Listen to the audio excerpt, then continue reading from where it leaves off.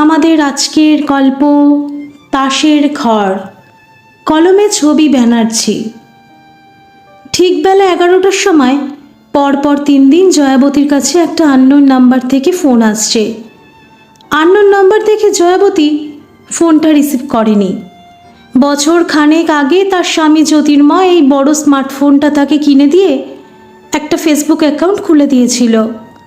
কিন্তু ওই দেওয়াই সার। জয়া এই স্মার্টফোনের ব্যাপারে খুঁটিনাটি কিছুই রপ্ত করতেও পারেনি।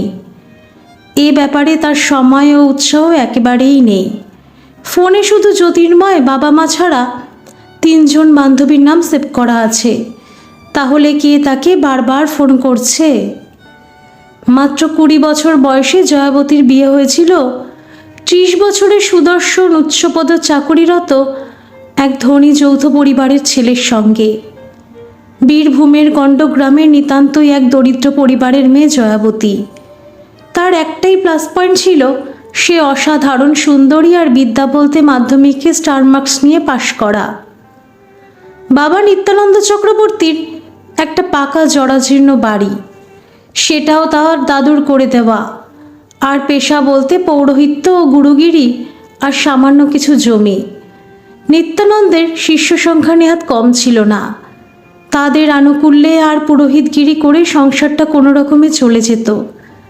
টাকার অভাবে বহুদিন বাড়িটার কলি ফেরানো বা মেরামতি করাও হয়নি।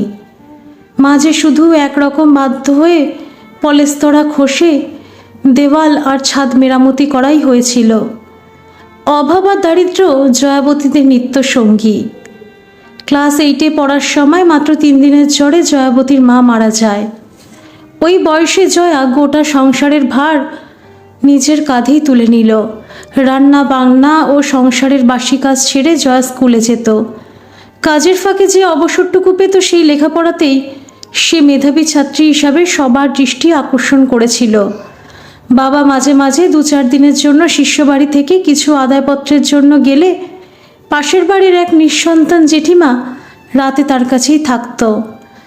জয়ার আজও জলজল করে মনে পড়ে সেই দিনটার কথা। সে তখন ভালো রেজাল্ট করে ক্লাস 9 থেকে 10-এ উঠেছে। বাবা হঠাৎ 2 দিনের জন্য শিষ্যবাড়ি যাওয়ার নাম করে চলে গিয়ে ঠিক 7 দিন পর একটা ঘোমটা দেওয়া মহিলাকে সঙ্গে করে নিয়ে এসে বলল, মা জয়া, এটা তোর নতুন মা।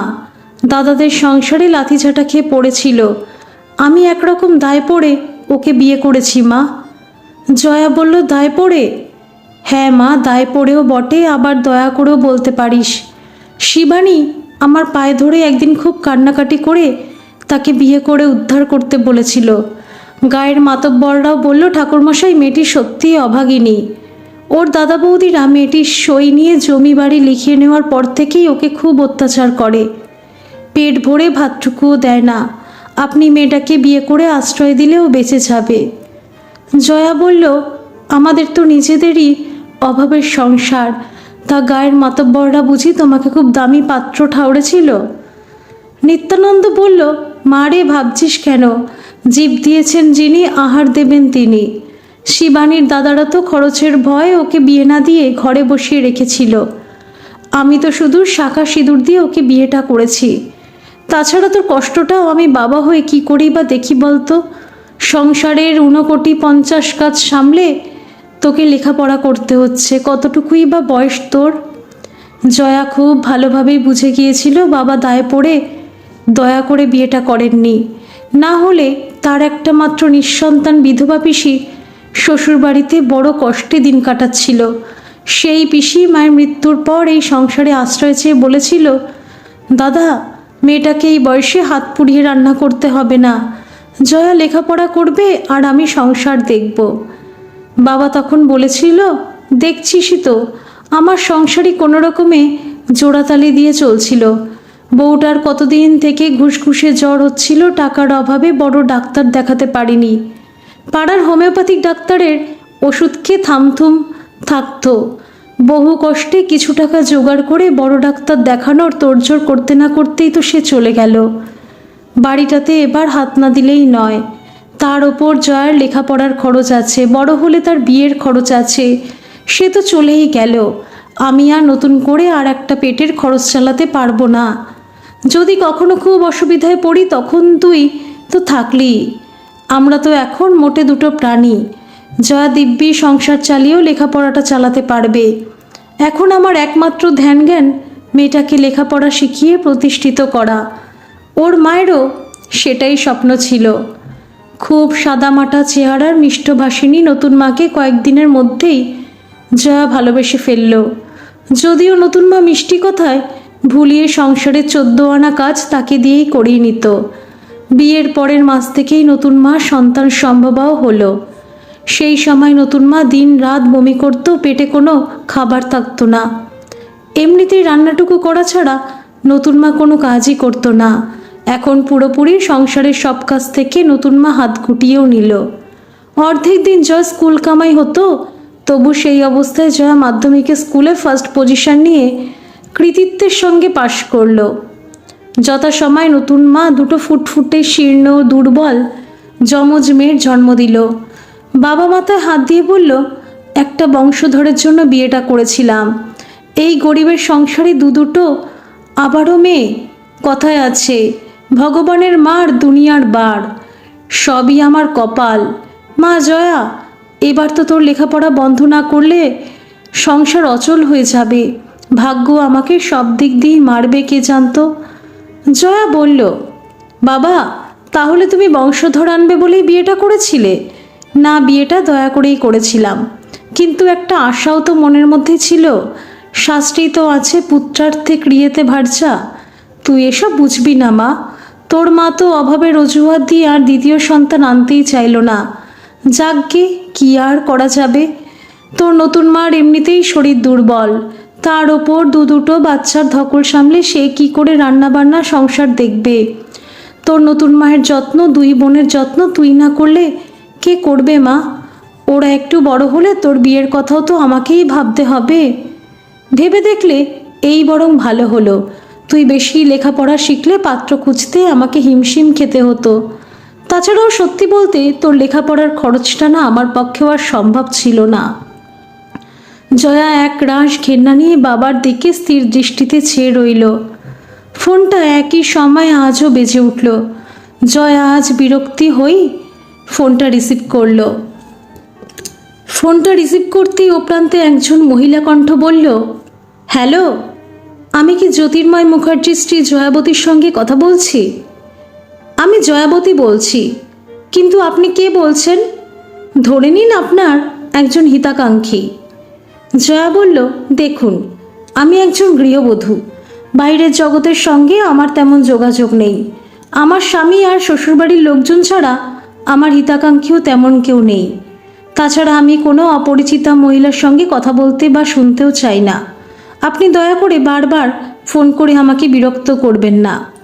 ম্যাডাম, কথাটা যদি আপনার জীবন মরণের ব্যাপার হয় তাহলেও কি শুনতে চাইবেন না? আমি যে খবরটা আপনাকে জানাবো সেটা আপনার জন্য জরুরি। আমি আপনার অপরিচিতা হলেও আপনার এবং আপনার শ্বশুরবাড়ির নারী নক্ষত্র আমার জানা। আপনার 8 বছর হলো বিয়ে হয়েছে। মাত্র 8 বছরেই আপনি 3 সন্তানের মা। আপনার পরপর 2 ছেলে, একজন 7 বছর আর একজন 5 বছর, আর ছোট মেয়ের বয়স সম্ভবত 1 বছর।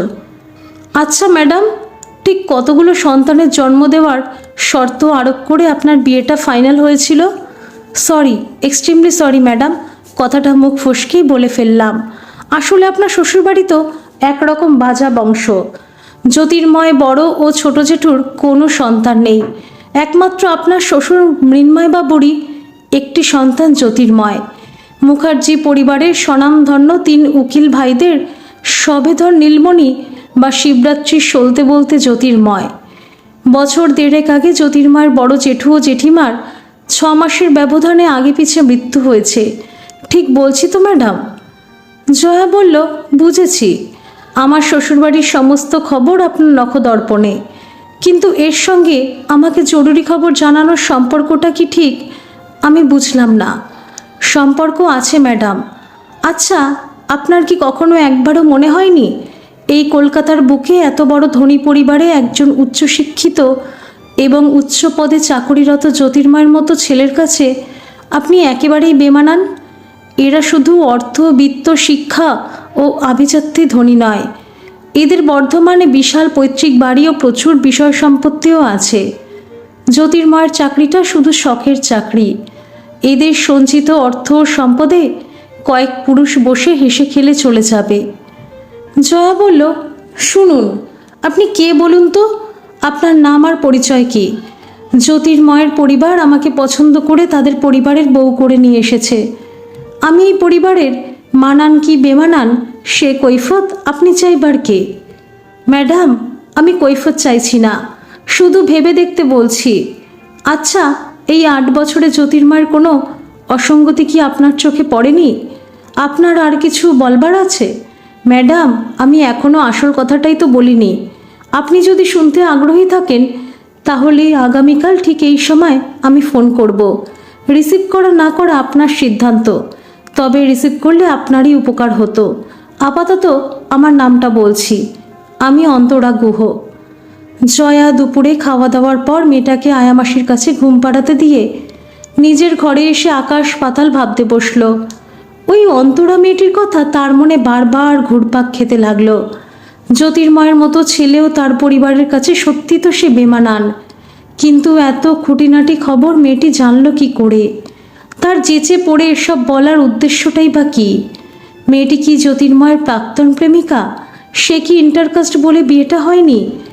এদের পরিবারের লোকজন খুব ভালো হলেও খুব গোঁড়া পরিবার। এরা ধনী দরিদ্রের বৈষম্য না মানলেও এদের জাত্যভিমান প্রবল। আগামীকাল ফোনটা ধরার জন্যে তার প্রবল কৌতূহল হচ্ছে, তার সঙ্গে দুশ্চিন্তাও হচ্ছে। না, আজ রাতে তার কিছুতেই ঘুম আসবে না। সে কি এমন জরুরি খবর জানাবে ওই মেয়েটি যাতে সে উপকৃত হবে? জয়া এসব ভাবতে ভাবতেই পিছিয়ে গেল বেশ কয়েকটা বছর আগে। তার 18 বছর বয়স থেকেই বাবা বিয়ের জন্য গ্রামের ঘটককে দিয়ে বিভিন্ন পাত্রের সন্ধান করছিল।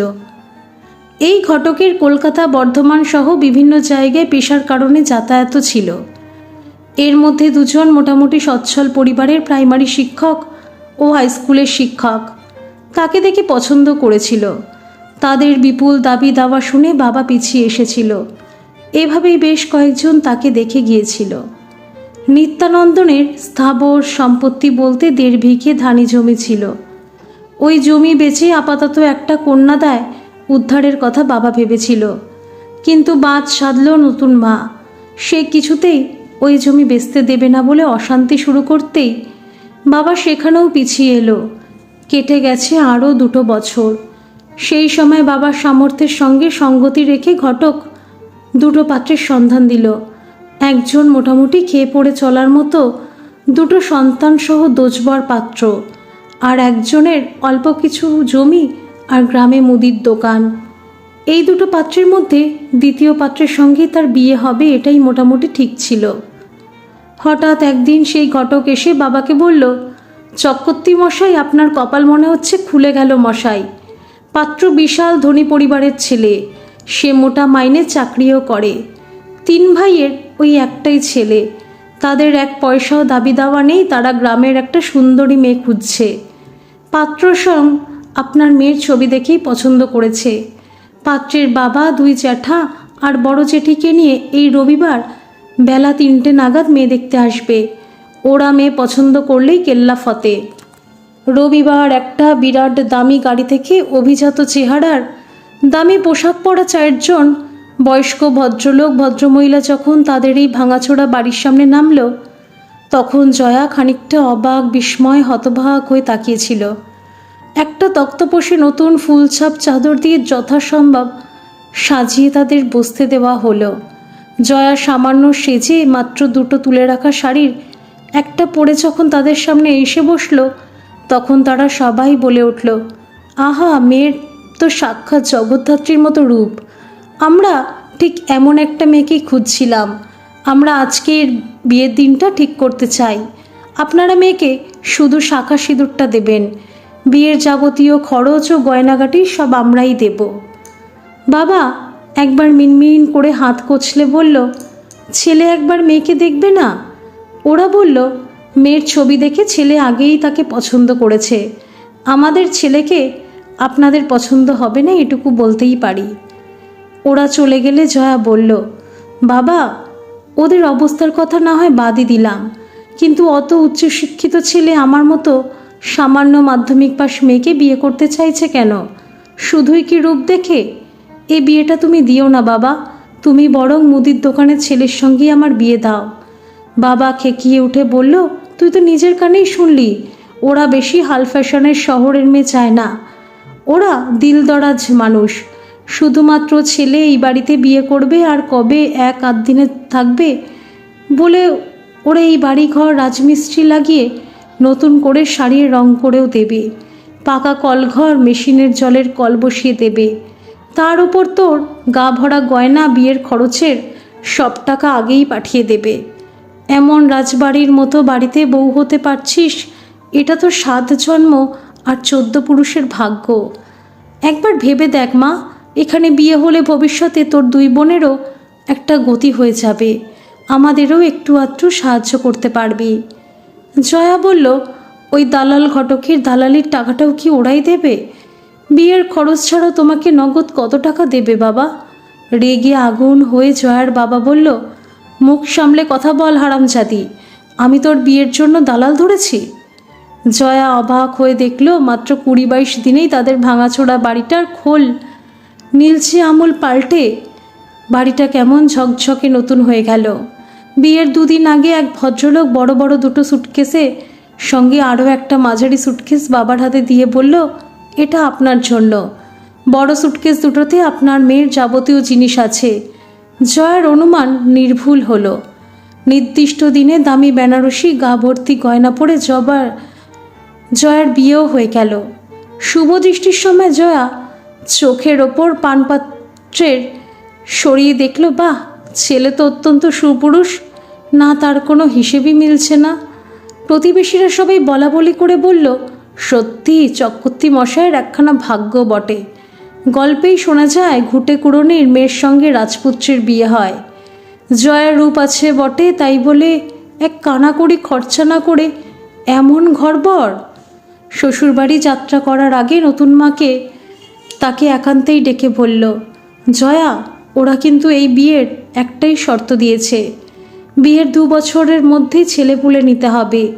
আমরা বিয়েটা রেজিস্ট্রি করার কথা বলেছিলাম, ওরা বলল ওটা ঠিক সময় ওখানেই করা হবে। আমার মনে হয় ওরা তোর বাচ্চা না দেখে রেজিস্ট্রি করবে না। জয়া বলল, আর বাচ্চা না হলে? ওরা বড়লোক প্রভাবশালী মানুষ, অনুষ্ঠানের বিয়ে ভাঙা ওদের জল ভাত। এটা কি ওরা নিজে বলেছে? না, ওরা শুধু অনুরোধ করেছে। জয়া বলল, নতুন মা, এ কথা তো বিয়ের আগে বলনি।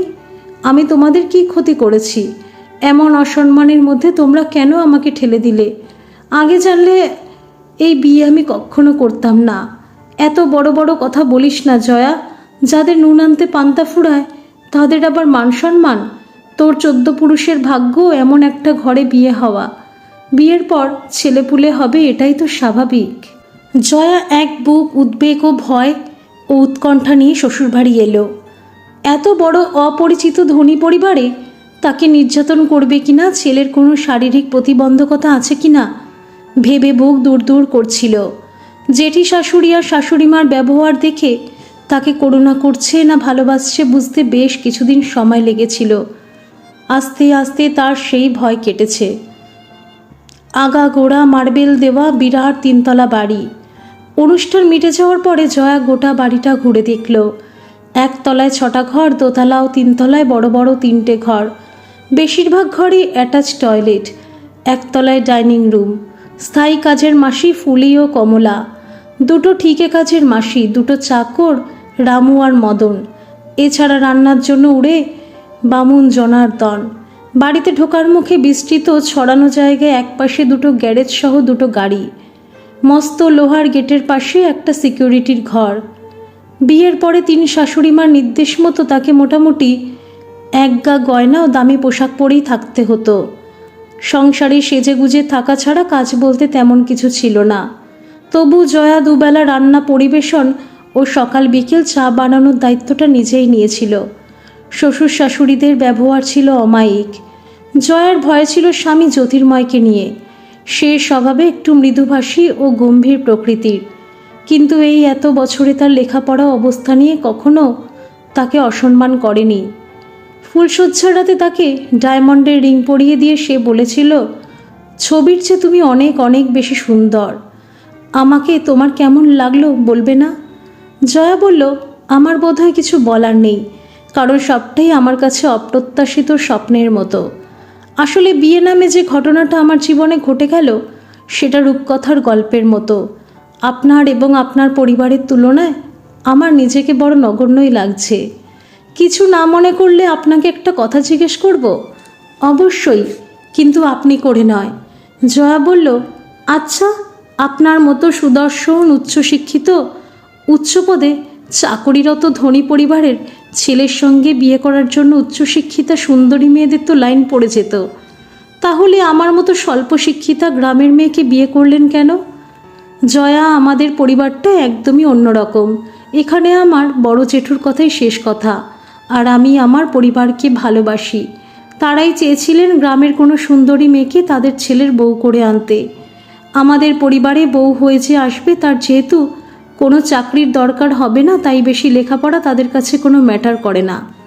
আমি তো তোমার ছবিটা শুধু বড় জেঠিমা দিয়ে ঘটকের কথা জানিয়েছিলাম। তারা তোমাকে পছন্দ না করলে আমারও কিছু বলার ছিল না। জয়া বলল, বুঝেছি।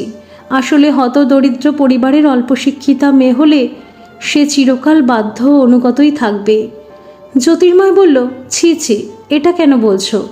আমাদের পরিবার একটু গোঁড়া পরিবার হলেও ধনী দরিদ্রের বৈষম্য করে না। এখানে তোমাকে কেউ কখনো অসম্মানও করবে না। আমার পরিবারের বয়োজ্যেষ্ঠরা তোমাকে পছন্দ করে নিয়ে এসেছে। সামান্য কিছুক্ষণ আলাপের পর আমারও মনে হয়েছে তোমার চেহারার মতো তোমার মনটাও সুন্দর। একটা কথা, আমি হয়তো তোমাকে বেশি সময় দিতে পারবো না। আমি সকাল 9টায় বেরিয়ে রাত 9টা সাড়ে 9টায় ফিরি। চাকরির জন্য মাঝে মাঝে আমাকে ট্যুরেও যেতে হয়। আমাদের বাড়ি ভর্তি সবার মধ্যে আশা করব তুমি বোর হবে না। কে জানে জ্যোতির্ময়ের সঙ্গে কি আদৌ তার মানসিক সম্পর্ক তৈরি হয়েছিল? এদের পরিবারের হানিমুনের প্রথা ছিল না। হানিমুনে গেলে হয়তো মানুষটাকে অনেকটাই চিনতে পারত। জয়ার শ্বশুরমশাই তার দুই জেঠ শ্বশুরের থেকে অনেক আলাদা মানসিকতার মানুষ। তিনি দুজনকে একসঙ্গে কোথাও বেড়াতে যাওয়ার জন্য একান্তে দুজনের কিছু সময় কাটানোর কথাও বলেছিলেন, কিন্তু বড় জেঠু সে কথা নস্যাৎ করে বলেছিলেন, দোতলার পুরো মহলটাই তো জ্যোতি ও বৌমার জন্য নির্দিষ্ট করে দিয়েছি, ওখানে সময় কাটাতে বাধা কোথায়? পরিবারে বড় জ্যাঠ শ্বশুর মাথা ছিলেন, তার কথাই এই পরিবারের শেষ কথা। জয়া বিয়ের পরের বছর প্রথম সন্তান হিরণ্ময়ের জন্ম দিল। নতুন মার শর্তের কথা তার মাথায় ছিল না। হিরণ্ময়ের জন্মের পর যখন বিয়েটা রেজিস্ট্রি হলো তখনই হঠাৎই নতুন মার কথাটা মাথায় এলো। তাহলে শর্তটা ঠিকই ছিল। তাদের বৌভাতের অনুষ্ঠানেও বাপের বাড়ি থেকে কেউ আসেনি। আজ মনে হচ্ছে সেটাও একটা শর্ত ছিল। এরপর জন্ম হলো ছোট ছেলে শুভময়ের। এখন ছোট মেয়ে অপর্ণার বয়স 1 বছর 2 মাস। 3 ছেলে মেয়ে, স্বামী, সংসার নিয়ে সে তো এখন সত্যিই সুখী। এদের তো ভালোবেসেই গর্ভে ধারণ করেছিল। জ্যোতির্ময়ের অবশ্য 2 ছেলে ও মেয়ের সঙ্গে মাখামাখির সম্পর্ক নেই। ওরা গম্ভীর প্রকৃতির বাবাকে ভয় পায়। এই 8 বছরে জ্যোতির্ময়ের কোনো অসঙ্গতি তো তার চোখে পড়েনি। তাহলে অন্তরা কেন বলল জ্যোতির্ময়ের কোনো অসঙ্গতি তার চোখে পড়ছে কিনা? বিয়ের পর সেই অষ্টমঙ্গলার সময় তার শেষ বাপের বাড়ি যাওয়া। বাবা বার 3 এখানে এসেছিল তাকে নিয়ে যাওয়ার জন্য। এরা তার বাবাকে যথেষ্ট খাতির আপ্যায়নও করেছিল এবং তাকে সানন্দে নিয়ে যাওয়ার অনুমতিও দিয়েছিল। কিন্তু জয়ার বাবার লোভ ও স্বার্থপরতাকে মনে মনে ঘেন্না করত, তাই যেতে তো চায়নি, উপরন্তু বলেছিল, তুমি এখানে আর কখনো আসবে না। সত্যি বলতে স্বামী ও শ্বশুরবাড়ির প্রতি তার কোনো অভিযোগ নেই। জ্যোতির্ময় অনেক রাত অবধি অফিসের কাজ করে। সে নিজে 3 ছেলেমেয়ে ও সংসার তদারকির কাজে ব্যস্তই থাকে। 2 ছেলে হিরণ ও শুভকে নামি ইংলিশ মিডিয়াম স্কুলে ভর্তি করা হয়েছে। এই 8 বছরে সে কয়েকবার শ্বশুর শাশুড়ির সঙ্গে বেনারস ও পুরী ঘুরে এসেছে। জ্যোতির্ময় ছুটি পায়নি বলে মাত্র একবারই গিয়েছিল। এটা নিয়েও তার মনে কোনো আক্ষেপ নেই। সব মিলিয়ে তার সুখের সংসার। এর মধ্যে উল্কার মতো মেয়েটি কি করে উদয় হয়ে তাকে ধোঁয়াশার মতো কথাগুলো বলল, যার মাথামুন্ডু সে কিছুতেই বুঝতে পারেনি। আসল খবর সে নাকি কাল সকালে দেবে। কে জানে বড়লোকদের ঘরের আনাচে কানাচে কত কেচ্ছা, কেলেঙ্কারি তো লুকিয়েই থাকে, হয়তো সেরকমই কিছু জানাবে। পরদিন নির্দিষ্ট সময় ফোনটা বেজে উঠতেই জয়া বলল, বলুন অন্তরা, আপনি কি এমন খবর জানাবেন যেটা আমার জীবন মরণের ব্যাপার? অন্তরা বলল, ম্যাডাম, আপনি আমাকে স্বচ্ছন্দে তুমি বলতে পারেন। আপনি স্বল্প পরিচিতা কোনো মহিলাকে তুমি করে ডাকি না। আপনি বরং কি বলতে চান বলুন। ম্যাডাম, আমার পরিচয়টাও যদিও দেওয়ার মতো নয়, তবুও কিছুক্ষণের মধ্যেই আমার পরিচয় জানবেন। তার আগে আপনাকে একটা ব্যক্তিগত প্রশ্ন করব, ইচ্ছে না হলে উত্তর দেবেন না। আচ্ছা ম্যাডাম, আপনি জ্যোতির্ময়ের সঙ্গে এক বেডরুম ও একই বেড শেয়ার করেন? জয়া বিরক্ত হয়ে বলল, আমার 3টে ছেলে মেয়ে এখনও ছোট, তাই আমরা পাশাপাশি আলাদা বেডরুমে থাকি। তাছাড়া ওকে অনেক রাত পর্যন্ত অফিসের কাজ করতে হয়। অন্তরা বলল, কিছু মনে করবেন না, আপনাদের দাম্পত্য সম্পর্ক কেমন? আমি কি বলতে চাইছি আপনি নিশ্চয়ই বুঝতে পারছেন। জয়া চমকে গেল। এই মেয়েটা কি অন্তর্যামী? মেয়েটা জন্মানোর পর জ্যোতির্ময়ের সঙ্গে তার দৈহিক সম্পর্ক মাত্র 2 থেকে 3 বার হয়েছে। কি হলো ম্যাডাম, আপনি ফোনে আছেন তো? জয়া বলল, দেখুন, আপনি অনধিকার চর্চা করছেন। আপনার জন্য অন্য কিছু বলার থাকলে বলুন। অন্তরা বলল, সরি ম্যাডাম, আপনাকে আর কৌতূহলে রাখবো না। জ্যোতির্ময়ের সঙ্গে আপনার বিয়ের 2 বছর আগে আর বিয়ের পর 8 বছর, মোট 10 বছরের আমার ঘনিষ্ঠ সম্পর্ক। বলতে পারেন স্বামী স্ত্রীর মতোই সম্পর্ক। ট্যুরের সময় ছাড়া অবশ্য রাত্রিবাস করিনি, কিন্তু প্রতিদিন নিয়ম করে 1.5-2 ঘন্টা আমরা একসঙ্গে ঘনিষ্ঠভাবে সময় কাটাই। আপনি বড্ড সরল, একটু চোখ কান খোলা রাখলে আপনি ওই সম্পর্কের কথা জানতে পারতেন। জ্যোতির্ময়ের অফিস বেশিরভাগই ছুটি হয় সন্ধ্যে 6:30 থেকে 7টার মধ্যে, আরও বাড়ি ফেরে রাত 9:30 থেকে 10টা। আপনি নিশ্চয়ই এই সময়টাকেই অফিসের কাজের জন্যই ভেবে থাকেন। জয়ার পায়ের তলা থেকে মাটি সরে গেল। এ কি শুনছে সে? এই 8 বছরের বিবাহিত জীবনের তার তো কোনোভাবে জ্যোতির্ময়কে একবারের জন্য সন্দেহ হয়নি। ফুলশয্যার রাতে তাকে জ্যোতির্ময় বলেছিল তাকে চাকরির প্রয়োজনেও মাঝে মাঝে ট্যুরে যেতে হয়।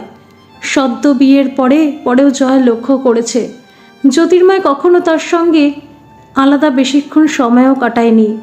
গভীর রাত পর্যন্ত সে অফিসের কাজ নিয়ে পাশের ঘরে ব্যস্ত থাকত। অপেক্ষা করে করে জয়া ঘুমিয়ে পড়ত। মাঝে মাঝে গভীর রাতে তার সঙ্গে মিলিত হতো। এইভাবেই তার 3টি সন্তানের জন্ম। এটা নিয়েও জয়ার মনে কোনো সন্দেহ হয়নি, বরং কাজ পাগল স্বামীর প্রতি তার গভীর আকর্ষণ ও ভালোবাসা ছিল। অফিস বেরোনোর আগে সে স্বামীর প্রয়োজনীয় জিনিস ও পোশাক হাতের কাছেও গুছিয়ে রাখত। তার স্বামীর প্রিয় 2টো পদ নিজের হাতে রান্না করত। আজ 3টে সন্তানের মা হয়ে তার ভালোবাসার সংসারটা তাসের ঘরের মতো ঠুনকো লাগছে। অন্তরা বলল, ম্যাডাম, আপনি কি ফোনে আছেন? জয়া একটু সামলে নিয়ে বলল, আচ্ছা, আপনাদের বিয়ের আগেও এখনো পর্যন্ত এই সম্পর্কের কথা ওর বাবা জেঠুরা জানতেন? অন্তরা বলল, বিয়ের আগের সম্পর্কের কথা সবটা না জানলেও একটু আধটু তো জানতেনই। বিয়ের পরের কথা জানেন না? জানবেনই বা কী করে? তাদের ছেলে তো আপাত দৃষ্টিতে এখন ঘোরতর সংসারী। বিয়ের আগের সম্পর্কের কথা কিছুটা জানতেই তো তারা তড়িঘড়ি তাদের একমাত্র বংশধরের বিয়ের জন্য উঠে পড়ে লেগেছিলেন। ম্যাডাম, আপনার যে বিয়ে ঠিক করেছিল সে ঘটকালির সঙ্গে দালালিও করে। শুনেছি এই ঘটকটি কোনো এক চক্রের সঙ্গে নিরাপদ ভূমিকায় জড়িত। ওকে মোটা টাকা দেওয়ার প্রতিশ্রুতি দিয়ে জ্যোতির্ময় ঠিক করেছিল ঠিক আপনার মতো প্রত্যন্ত গ্রামের দরিদ্র পরিবারের স্বল্প শিক্ষিতা সুন্দরী মেয়ের খোঁজ করতে। আপনি তার মনোমতো পারফেক্ট মিলে গিয়েছিলেন। আসলে ম্যাডাম, বাবা জেঠুদের চাপে শুধুমাত্র বংশধর আনার জন্য জ্যোতির্ময় আপনাকেই বিয়েটা করেছে। অবশ্য সেই বিয়ে করাটাকে পরিবারের প্রতি একটা কর্তব্য বলেও বিয়েটা করেছে। আপনাকে বিয়ে করে সতীসাধ্যী স্ত্রী হিসাবে ঘরে প্রতিষ্ঠিত করে রেখেছে, আর বাইরে বিলাস সঙ্গিনী করে আমাকে রেখেছে। জয়া বলল, আমি একটা কথা এখনও বুঝতে পারছি না। শুনেছিলাম এভাবে স্বামী স্ত্রীর মতো একসঙ্গ থাকাকে লিভ ইন বলে। পরে তারা বিয়ে করে, আপনি নিশ্চয়ই উচ্চশিক্ষিত ও সুন্দরী, তাহলে বিয়েটা করলেন না কেন? আপনারা তো দুজন দুজনকে ভালোবাসেন। অন্তরা একটু বিষণ্ণ গলায় বলল, ম্যাডাম, লিভ ইন করাও অনেক সম্মানের, সেখানে অন্তত স্বাধীনতাটুকু থাকে। আমি চুক্তিভিত্তিক ওর সঙ্গে আছি। সোজা বাংলায় আমি জ্যোতির্ময়ের রক্ষিতা। আমিও উচ্চশিক্ষিতা নই, ইংলিশ মিডিয়াম স্কুল থেকে উচ্চ মাধ্যমিক পাশ করেছিলাম 97% মার্কস নিয়ে। ভালো গাইতে পারি, নাচতে পারি, ইংরাজিতে ফ্লুয়েন্ট কথা বলতে পারি। জয়া বলল, আপনার কথা শুনে আমি অবাক হয়ে যাচ্ছি। এত গুণ থাকা সত্ত্বেও আপনি এরকম ঘৃণ্য জীবন কাটাচ্ছেন কেন? ম্যাডাম, বিশ্বাস করুন, আমি ভদ্র পরিবারের মেয়ে। জ্যোতির্ময় ছাড়া আমার জীবনে অন্য পুরুষ ছিল না এবং এখনও নেই। আমার ব্যাকগ্রাউন্ডটা কি আপনি একটু শুনবেন? জয়া বলল, আমার তো আর হারানোর কিছু নেই, আর আপনার ইতিহাস শুনেও আমার কিছু লাভ নেই। তবু আমি জানতে চাই আপনার মধ্যে কী এমন আছে যা আমার মধ্যে নেই। অন্তরা বলল, আমার বাবা একটা কারখানায় চাকরি করতেন। আমরা 2 বোন। শুধু আমাদের ভালোভাবে মানুষ করার জন্য বাবা ওভারটাইম খাটতেন। অতিরিক্ত পরিশ্রমে বাবার শরীর তলে তলে ঝাঁঝরা হয়ে গেছিল। আমার 2 বছরের বড় দিদি একদিন কলেজ থেকে পালিয়ে বিয়ে করলো এক ট্যাক্সি চালককে। এই অবস্থায় বাবা উত্তেজিত হয়ে চিৎকার চেঁচামেচি করতে করতে অজ্ঞান হয়ে গেল। তাকে হসপিটালে ভর্তি করলাম। জলের মতো সব সঞ্চয় শেষ করে বাবা একদিন মারা গেল। আমি তখন সবে হায়ার সেকেন্ডারি পাশ করেছি। মরিয়া হয়ে পুরো 1 বছর চাকরির চেষ্টা করেছি। সামান্য কিছু টিউশনি করে কোনো রকমে একবেলা খেয়ে দিন কাটছে।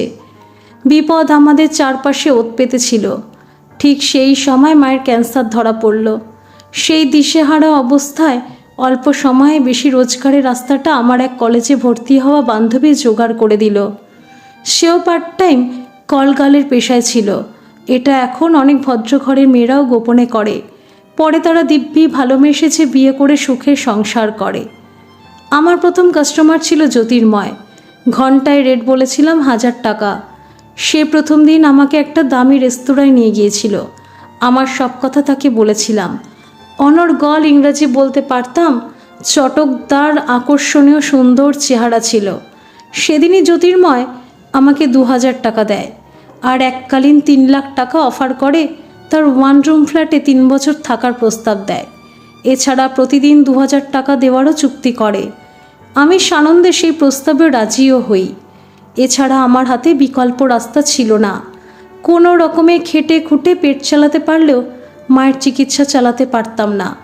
ম্যাডাম, চুক্তিতে থাকলেও আমি জাত বেশ্যা নই। আমি জ্যোতির্ময়কে ভালোবাসলাম। আমার বিশ্বাস জ্যোতির্ময়ও আমাকে ভালোবাসে। কিন্তু সত্যি সত্যি সেই যে আমার প্রথম কাস্টমার, এ কথা সে বিশ্বাস করে না। জ্যোতির্ময়ের বিয়ে ঠিক হয়ে যাওয়ার আগে পর্যন্ত আমার মনে ক্ষীণ আশা ছিল যে আমাকে স্ত্রীর মর্যাদা দেবে। কিন্তু সে শেষ পর্যন্ত বিয়ে করল। মাকে ওই টাকায় রাজকীয় চিকিৎসা করেও বেশি দিন বাঁচাতে পারিনি। তবু আমার সান্ত্বনা ছিল মা বিনা চিকিৎসায় মারা যায়নি। ভেবেছিলাম আমার চুক্তি শেষ হলে চলে যাব। কিন্তু হঠাৎ আমার দিদি সারা গায়ে মারের কালশিটের চিহ্ন নিয়ে একদিন টলতে টলতে আমার কাছে হাজির হলো। তাকে 15 দিন হাসপাতালেও থাকতে হয়েছিল। আমি আবারও নতুন করে 3 বছরের চুক্তি করলাম। সেই চুক্তিও একদিন শেষ হলো। এরপর জ্যোতির্ময় আমার হাতে পায়ে ধরে আরও 4 বছরের চুক্তি করে বলেছিল এভাবে তার সঙ্গে কাটালে বয়স হলে সে আমার জীবন সুরক্ষিত করেই ফ্ল্যাটটাও দিয়ে দেবে। আমারও তখন আরও কিছু সঞ্চয়ের দরকার ছিল। আসলে জ্যোতির্ময় আমাকে যতটা তীব্রভাবে ভালোবাসত ঠিক ততটাই ঘৃণা করত। তাই যেন তেন প্রকারে আমাকে বেঁধে রাখতে চেয়েছিল। ওর সঙ্গে সব ট্যুরে আমি সঙ্গিনী থাকতাম। দেশের বিভিন্ন জায়গায় বিলাসবহুল হোটেলে সে আমাকে নিয়ে গেছে। গয়না, দামি দামি পোশাক, স্বাচ্ছন্দ্যে আমাকে ভরিয়ে দিয়েছে। ম্যাডাম, এইভাবে যৌবন থাকা পর্যন্ত সে আমাকে চুক্তিতেই রেখে দিত।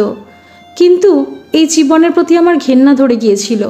কিন্তু আমার ভাগ্য এতদিনে সুপ্রসন্ন হয়েছে। আমি মালদাতে একটা প্রাইমারি স্কুলের চাকরি পেয়েছি।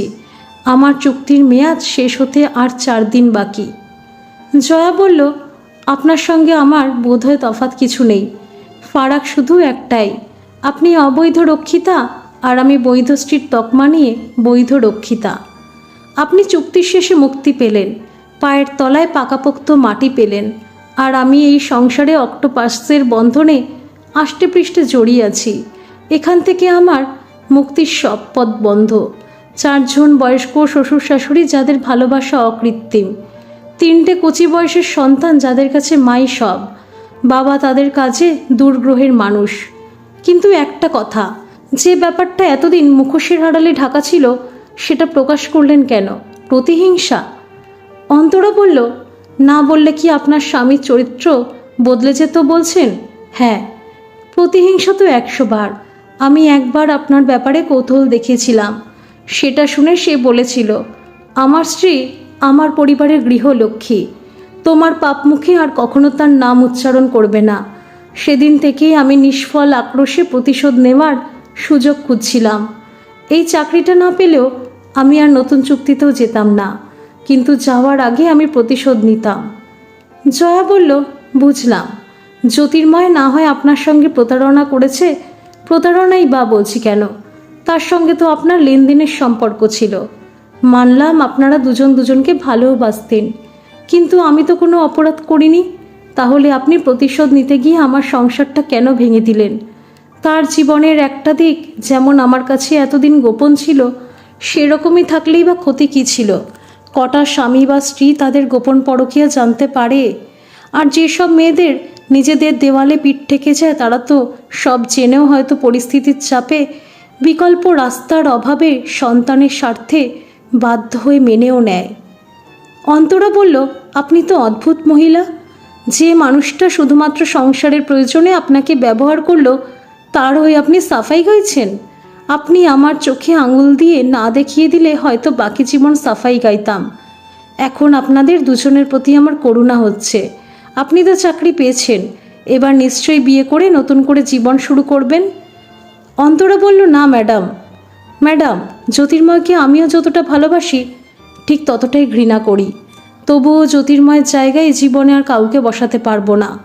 তাছাড়াও আমার কলঙ্কিত অতীত জানলে কেউ আমাকে বিয়ে তো দূরের কথা, আমাকে অচ্ছুত করে রাখবে।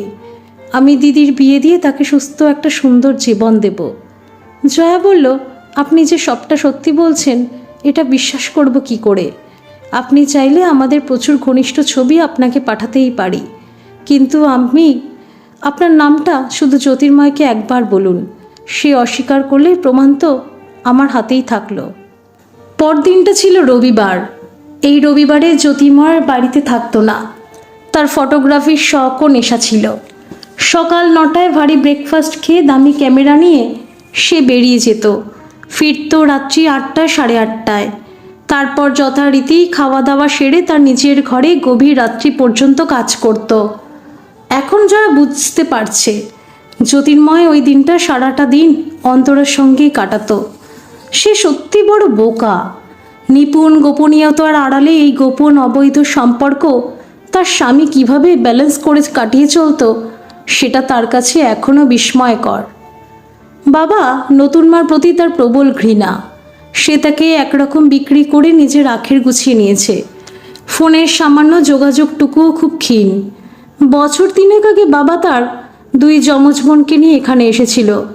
খুব হাসি হাসি মুখে বলল, মা জয়া, ঠাকুরের আশীর্বাদে তোর একটা ভাই হয়েছে। আমি কিন্তু তোর নতুন মাকে বলেছি, সব আমার জয়া মায়ের পয়ে হয়েছে। একটু বয়সে হলো এই যা, এই খবরটা তোকে ফোনে জানাইনি। ভাবলাম একেবারে মুখে ভাতের অনুষ্ঠানে তোকে নিয়ে গিয়ে চমকে দেব।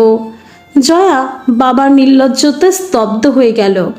বাবা বলল, মা এবারে তুই যাবি তো? তোর শ্বশুর শাশুড়ি আর জামাইকে ডাক, তারা আমাদের বাড়ি হয়তো যাবেন না, কিন্তু আমাকে নিমন্ত্রণের লৌকিকতাটুকু তো করতেই হবে। জয়া বলল, বাবা তুমি খুব ভালো করে জানো আমি তোমাদের বাড়িতে যাওয়া তো দূরের কথা, তোমাদের কারোর সঙ্গে কোনো সম্পর্ক রাখতে চাই না। কেন চাস না কেন শুনি? আমি তোর খারাপটা কি করেছি শুনি? এত বড় লোকের ঘরে পায়ের ওপর পা দিয়ে রাজরানীর মতো সংসার করার ব্যবস্থাটা তো আমিই করে দিয়েছি। শেষ পর্যন্ত বাবা তার শ্বশুরবাড়ি থেকে তার ছেলের অন্নপ্রাশন উপলক্ষে 1 গাছা সোনার হার আর বাসনপত্র নগদ কিছু টাকা আদায় করে নিয়েই গেল। তারপর থেকে জয়ের সঙ্গে বাপের বাড়ির কোনো যোগাযোগ নেই। তার ফুটফুটে দুই বোন ও সদ্যজাত ভাইটার প্রতি তার কোনো রাগ নেই। তার যত রাগ বাবার ওপর। এখন সে কি করবে? ছোট ছোট তিনটে সন্তান তার বিরাট বন্ধন। তার না আছে কোনো চাকরির যোগ্যতা, না আছে অর্থের জোর। বাবার ওপর আজও তার অন্ধ রাগ। বাবা শুধুমাত্র তার নিজের স্বার্থে তার স্বপ্ন বিশ্বাস ভেঙেছে। সেখানে সে মরে গেলেও আশ্রয়ের জন্য যাবে না, আর এত সহজে সে হালও ছেড়ে দেবে না।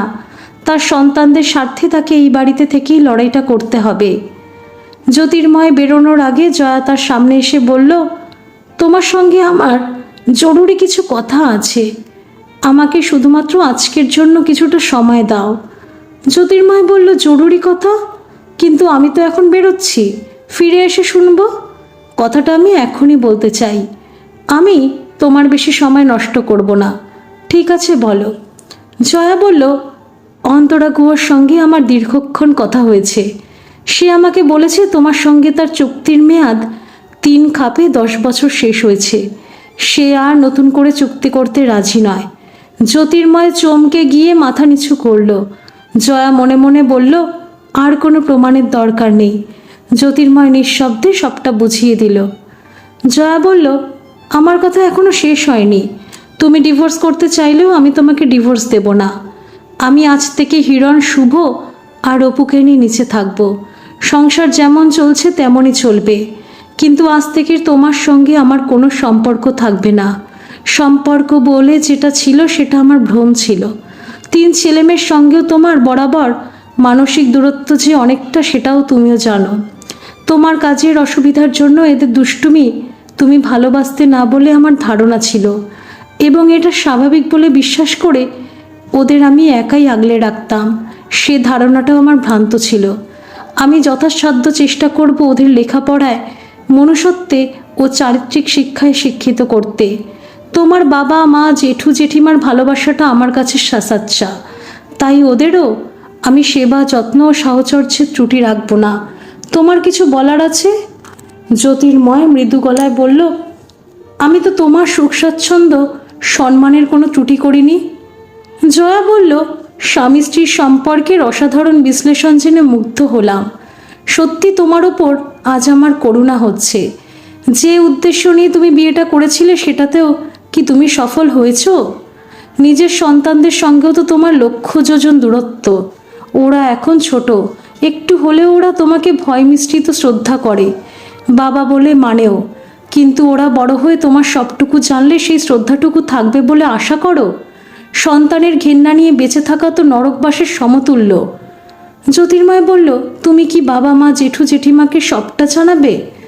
না, সবটা বলতে আমার রুচিতে বাঁধবে। ঠিক যেটুকু বলার সেটুকুই বলবো। পরদিন জ্যোতির্ময় অফিসে বেরিয়ে গেলে জয়া, মদন ও রামুদার সাহায্যে একতলার একটা ঘর পরিষ্কার করিয়ে কিছু ফার্নিচার ও নিজের আর ছেলেমেয়ের ব্যবহার্য প্রয়োজনীয় জিনিসপত্র নামিয়ে আনলো। ঘরে আগে থেকে একটা বড় খাট আর কিছু ফার্নিচার ছিলই। শ্বশুরমশাই বললেন, এ কি বৌমা, তুমি দোতলার সাজানো ঘর ছেড়ে নিচে এলে কেন মা? জ্যোতির সঙ্গে কি কোনো ব্যাপারে তোমার মনোমালিন্য হয়েছে? জয়া তার শাশুড়ি মার হাতে গায়ের ভারী ভারী গয়নাগুলো খুলে দিয়ে বলল, না বাবা, তার সঙ্গে আমার ঝগড়া বা মনোমালিন্য কিছুই হয়নি। তাকে বলেই আমি এখন থেকে নিচের ঘরেই থাকবো। আমাকে তার আর প্রয়োজন নেই।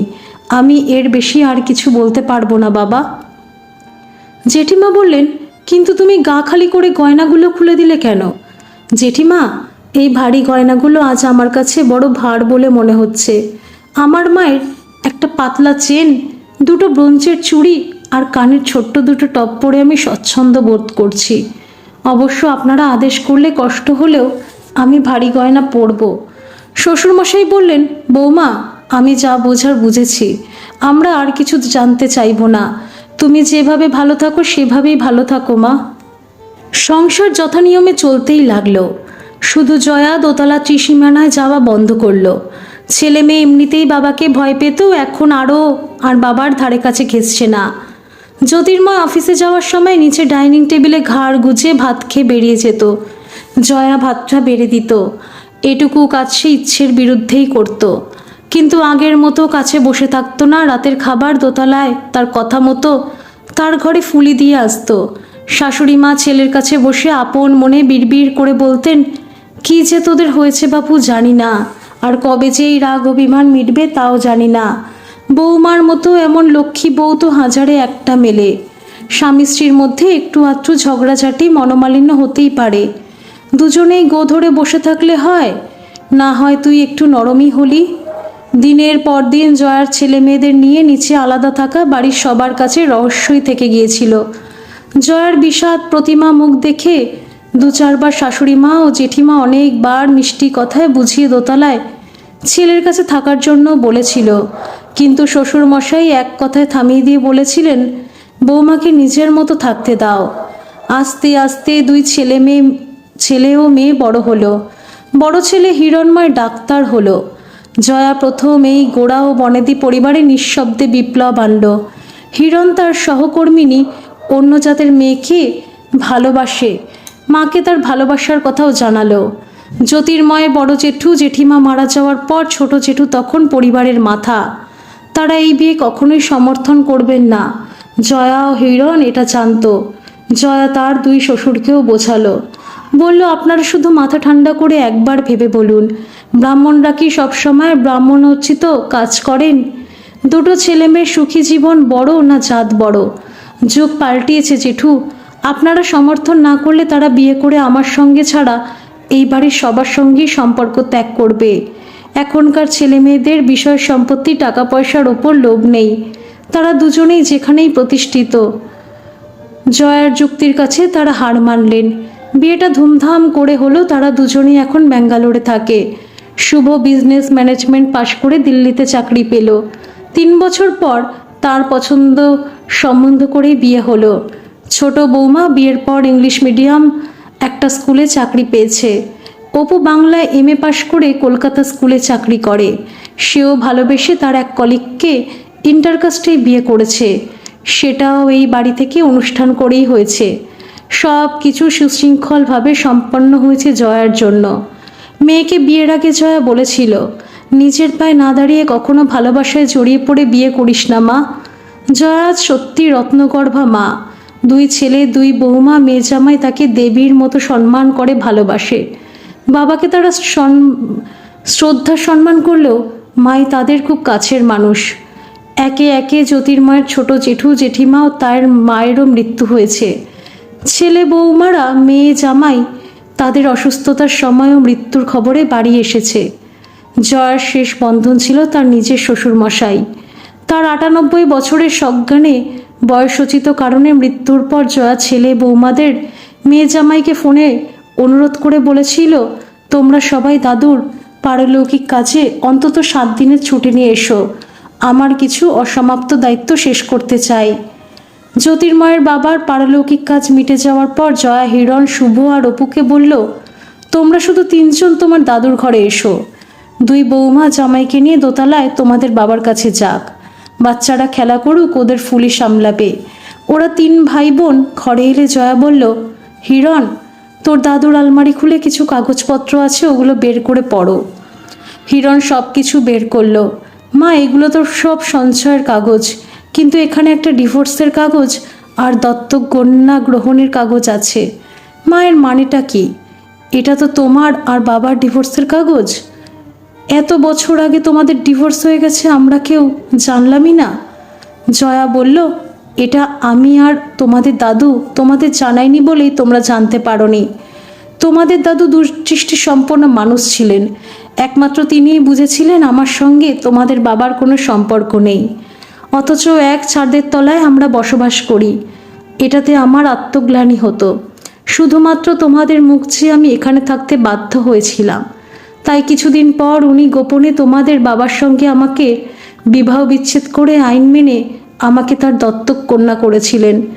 এটা এতটাই গোপন ছিল যে তোমাদের ছোট দাদু আর 2 ঠাম্মাও জানতেন না।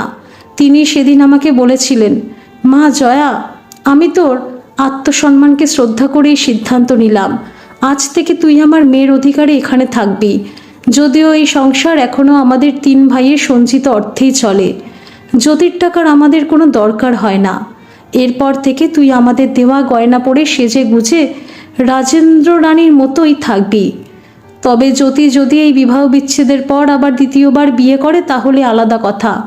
ছেলে মেয়ে বড় হচ্ছে, তারা তো তাদের এই সাজেই মাকে দেখতে অভ্যস্ত নয়। আর একটা অনুরোধ, আমার জীবিত অবস্থায় এই কথা গোপন রাখিস।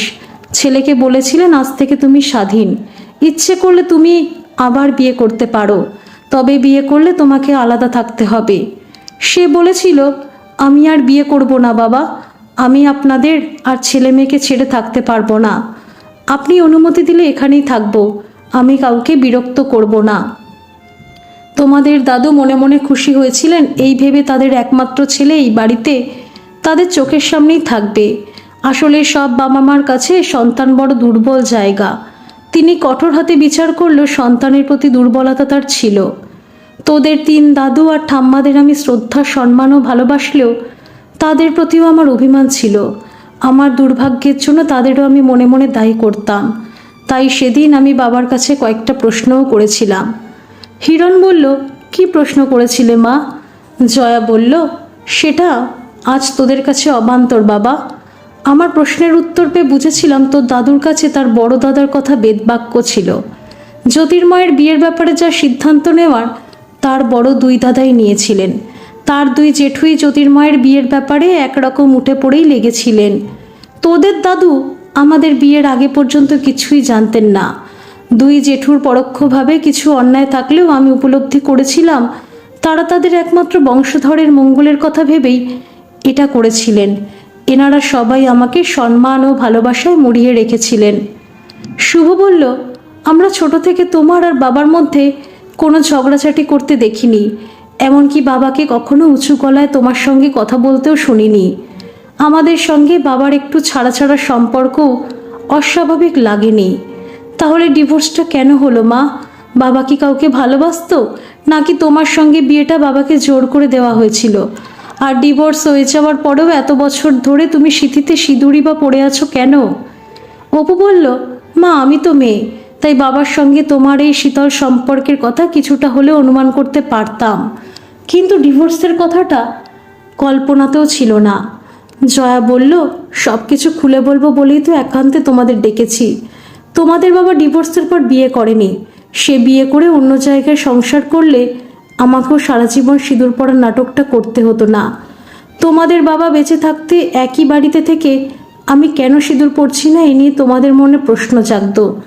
সেই কৌতূহল থেকে একটু বড় হয়ে তোমরা কারণ খোঁজার চেষ্টা করতে, সেটা তোমাদের পক্ষে সুখকর হতো না। আমার কাছে সিঁদুর তো একটা আভরণ মাত্র। হয়তো বাকি জীবন 2 বৌমার জামাইয়ের মনে কোনো প্রশ্ন বা কৌতূহলের মুখোমুখি যাতে না হতে হয়, তার জন্যও আমি সিঁদুর পরব। তোমাদের সব প্রশ্নের উত্তর আমি দিলাম, শুধু আমাদের ডিভোর্স কেন হয়েছিল সেটা অন্তরালেই থাক। কিছু জিনিস অন্তরালে থাকলে সংসারে শান্তি থাকে। একটু চুপ করে থেকে জয়া বলল, তোমাদের কাছে আমার অনুরোধ, এই ব্যাপারটা বৌমাদের আর জামাইকে জানিও না। তোমাদের 3 ঠাম্মা আর আমার শ্বশুরবাড়ি থেকে দেওয়া যে বিপুল পরিমাণে গয়না এতদিন তোমাদের দাদু আমার নামে ব্যাংকারের লকারে ছিল, তার অনুমতি নিয়ে আমি সেগুলো নিয়ে এসেছি। আমার অনুরোধেই তিনি সব গয়না সমান 3 ভাগে ভাগ করে রেখেছেন। ওগুলো তোমরা নিয়ে আপন আপন লকারে রেখে দিও। তোমাদের দাদু আমার বাকি জীবন চলার মতো টাকা ও বারাসাতের একটা দোতলা বাড়ি আমার নামে লিখে দিয়েছেন। আর বিষয় সম্পত্তির অর্ধেক তোমাদের দাদু জোর করেই আমার নামে লিখে দিয়েছেন। ইচ্ছে করলে তোমরা সেগুলো বিক্রি করে সমান 3 ভাগে ভাগ করে নিও। তোমরা সবাই চলে গেলে আমি শুধুমাত্র ফুলিকে নিয়ে ওই বাড়িতে চলে যাব। তোমাদের বাবার সঙ্গে আমার ডিভোর্স হয়েছে, আমার সঙ্গে তার সম্পর্ক নেই, কিন্তু উনি তোমাদের বাবা। তাই আমি চাই না তোমরা সবাই বাবার সঙ্গে যোগাযোগ রেখো। মাঝে মাঝে সবাই যেমন বাড়ি আসছো তেমনিই আসবে। হিরণ বলল, আর তোমার সঙ্গে? মা, বাবাকে অশ্রদ্ধা করব এমন একটা কথাও তুমি উচ্চারণ করলে না। আমরা বাবার প্রতি অবশ্যই কর্তব্য করব। বাবার সঙ্গে কখনো আমাদের ভালোবাসা বা আবদার করার সম্পর্কও ছিল না। তোমাকে জড়িয়েই আমাদের বড় হয়ে ওঠা ও প্রতিষ্ঠিত হওয়া। জয়া বলল, আমি তো কাছেই থাকছি বাবা, আমি তো জানি তোমরা আমার কৃতি আর অনুগত সন্তান। বিপদে পড়লে আমি সবসময় তোমাদের পাশে পাবো। ওরা সবাই বলল, মা, আমরা ছোট থেকে কখনো তোমার অবাধ্য হইনি। তুমি যেখানে শান্তি পাও সেখানেই থাকো। তোমার যে কোনো প্রয়োজনে আমরা সব সময় তোমার পাশেই থাকব। ধন্যবাদ সকল বন্ধুরা। এই গল্পটি যদি আপনাদের ভালো লেগে থাকে তাহলে অবশ্যই একটা লাইক করে দেবেন, আর এই চ্যানেলে নতুন হয়ে থাকলে চ্যানেলটিকে সাবস্ক্রাইব করে আমার পাশে থাকবেন, আর পাশে থাকা বেল আইকনটিকে প্রেস করে দেবেন যাতে সমস্ত গল্পের নোটিফিকেশনগুলি সবার প্রথমে আপনাদের কাছে পৌঁছে যায়।